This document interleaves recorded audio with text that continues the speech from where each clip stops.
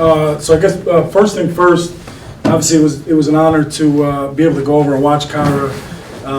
There's only a handful of college coaches at this level that were able to have a guy on that team. So it was unbelievable for him to be able to represent University of Alabama and the SEC on that team. So and even more importantly, it was exciting to see him win that gold medal along with the way he carried himself. So one of the most challenging things about being on one of those teams is every guy on the team is, I mean, you're basically looking at the best 12, 14 players in the country under 19 years old. So when it comes to playing time, it's not quite as what he'd be used to here at the University of Alabama. And so he did a good job of balancing that well and keeping his head and accomplishing the goal, which was to come home with a gold medal. So really fun to watch and great experience for him, I'm sure. And looking forward to hopefully some more gold medals down the road, right?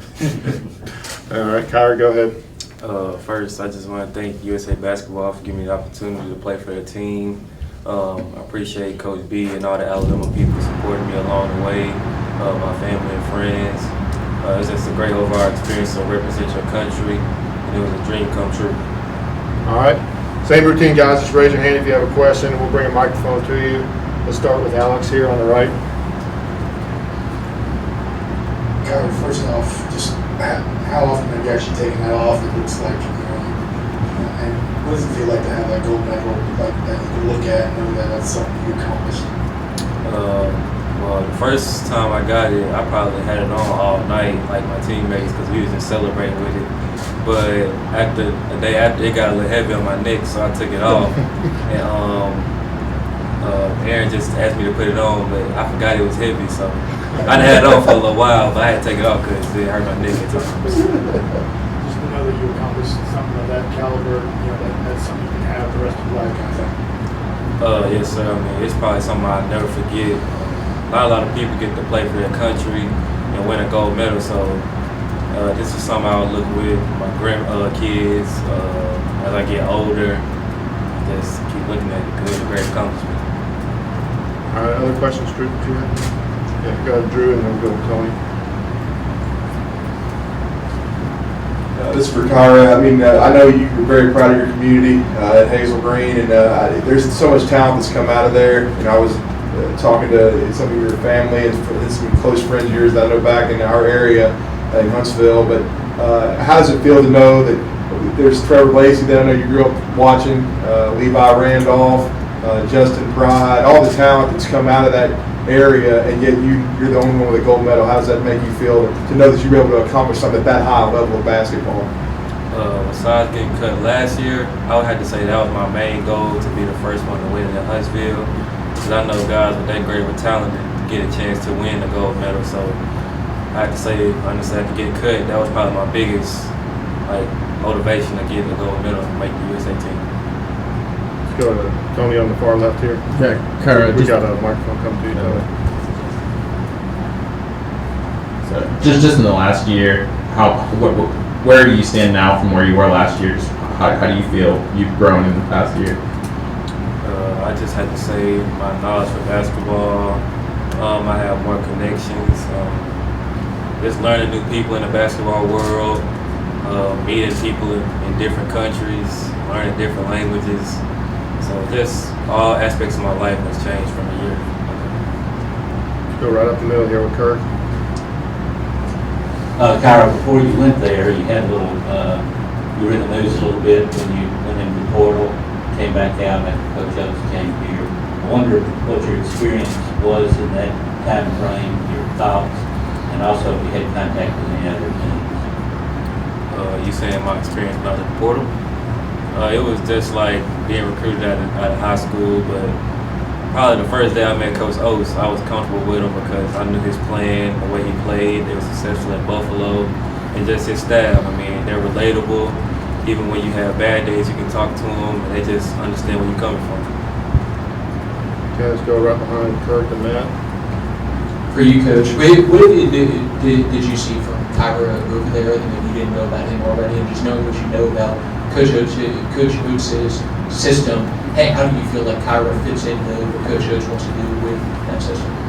Well, it honestly started here. So not only was I able to go to Greece I was able to go and watch him try out. The NCAA allowed us to be there for 2 days in Colorado Springs, but even leading up to that, Kyra was in the gym 2 to 3 hours a day on his own outside of practice. So I knew leading up to training camp that, I mean, it was going to be tough for those guys to cut this kid the way he had worked, and then obviously he had proven himself in training camp. I mean, they cut some really good players. And so I guess one thing in Greece that I learned about Kyra was his, I don't think there's a selfish bone in his body.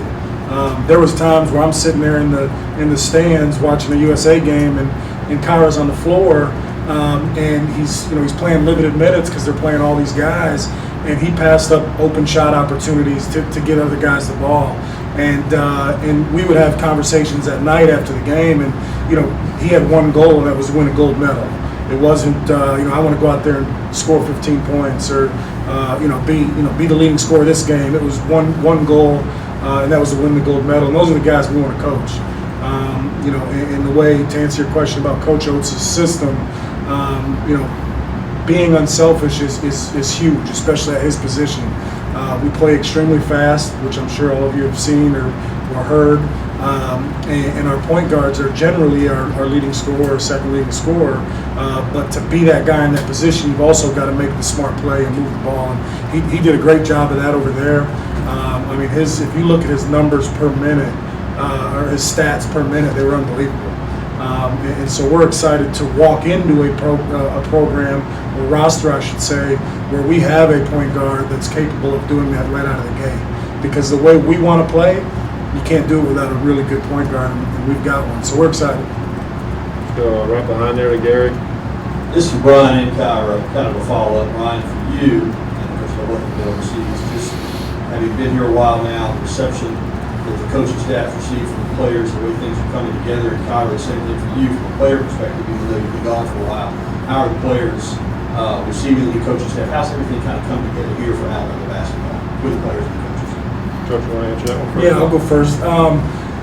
We walked into kind of like what I said before. We walked into a group of players that really wanted to be coached.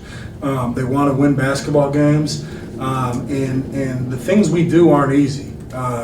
We'll never claim that they are. I mean, our practices are tough. Anybody that's had the opportunity to sit in and watch, we compete. Whether we go for an hour and a half, 2 hours, we're going to compete that whole time, from the time that first whistle blows to the end. And these guys enjoy that, the competitive side of practice. They've enjoyed, and we walked into a group of really good kids.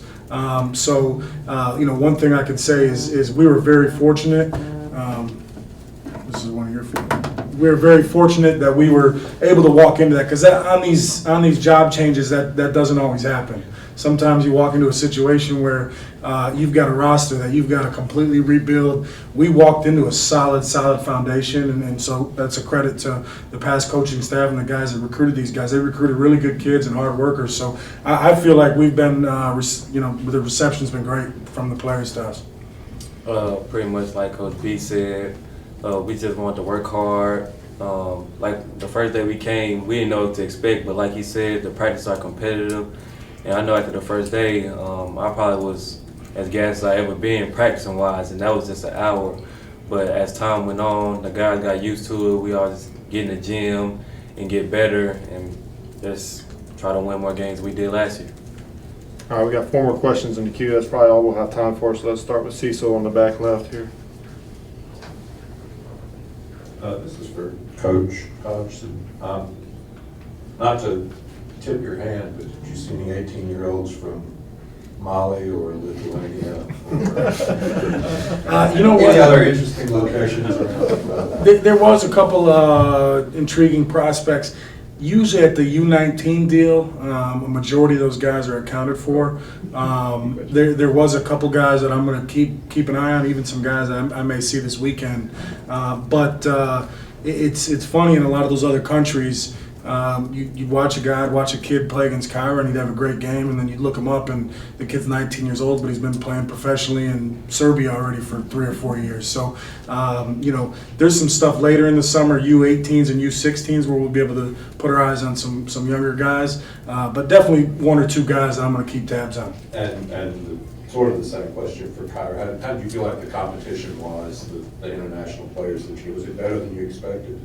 Yes, sir, because I mean, you got guys that have played professional ball over where they're from, and you got some guys that's going to be able to play college ball over here in America. So, I mean, the competition was great. Every team represented their country well, and I'm just glad that we got the gold medal. All right, standing up back left, Lyndon. Hey Kyra, your parents say no matter where they go, either in Hazel Green, Huntsville, everyone comes up and just asking about you, and they can't even just go like to Walmart anymore without getting stopped and talking to. So just kind of talk about from growing up in Hazel Green now, just in 1 year now winning a gold medal over Greece, how in your eyes has your life changed? I had to say it changed a lot between, what day did I win the gold medal? Was it Sunday? Sunday, yeah. Sunday to Wednesday, it has changed a lot because nobody has ever did it down there. And for me to represent my country, I guess it's a big deal, but I didn't know it was that big of a deal when you talk to other people that haven't did it. So in 3 days, I probably had more texts and calls than I had over the past year. And besides winning the gold medal, just another memory that you have from Greece or with your teammates, just anything that stands out? I would have to say going to the beach and talking to people that didn't speak American. All right, last 2 questions. We'll start with Alex on the right, and then Tony will finish up with you. Kyra, Coach Hodgson mentioned it, but the minutes were varying really every game. It just seemed like one game, you played a lot, you had 4 for 4, I think, and then next game you only played a couple minutes. So how was that challenge of kind of adjusting to that, and what was your approach to handling some of that? It's just, as a team, I wasn't looking at it as I wasn't getting minutes. I was just, when I didn't get minutes, or whenever I did, I just did whatever I could to help my teammates out. I mean, we all had the same goal, was to win a gold medal, so you can't really complain about it, because I mean, you got 11 other guys that's the best in the country, so my approach was just to play when I got minutes, and when I didn't get minutes, just cheer on my teammates. Bryan, from your side of it, you talked about the hard practices coming in with a good group, but how much have you had to balance, kind of getting to know these kids, befriending them, being the assistant, and also kind of being a little hard, because like you said, you gotta run them and know that they should know what to expect come season time. Yeah, I think part of my philosophy and our philosophy as a staff is to really coach these guys and coach them hard. And when I say hard, I mean push them and get the most out of them. You've got to earn their trust, and they've got to believe in what you're saying and believe that you have their back. And so I myself and the rest of the staff, we spent a lot of time in the first 2 months getting to know these guys as people.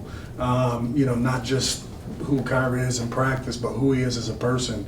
We're one of the few programs in the country at this level that our player development guy, we meet as a team and just talk about things outside of basketball, and that's his role. I mean, so we've really gotten to know these guys, and when you build that relationship and you trust each other, then you can push them in practice.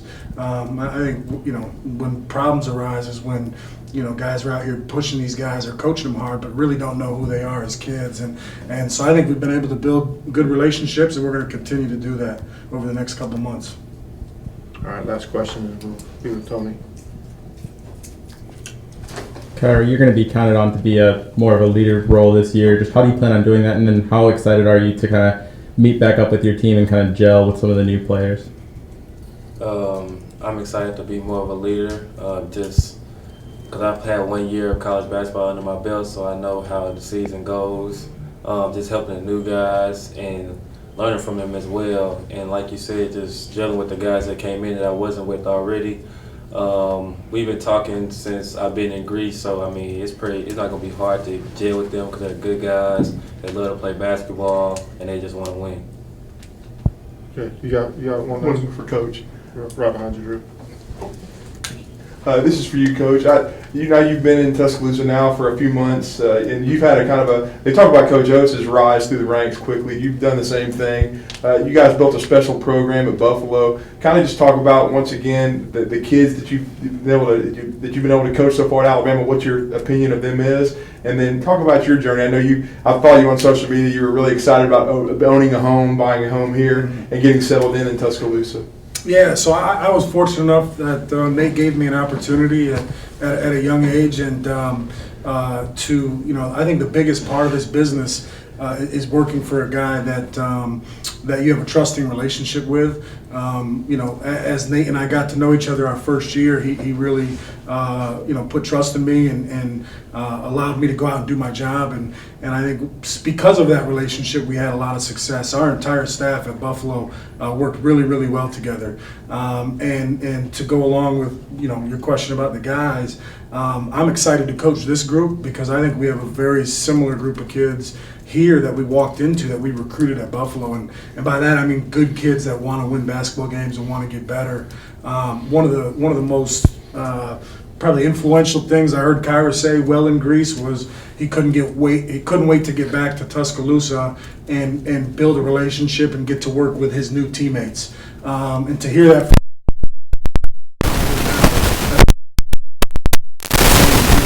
get back here.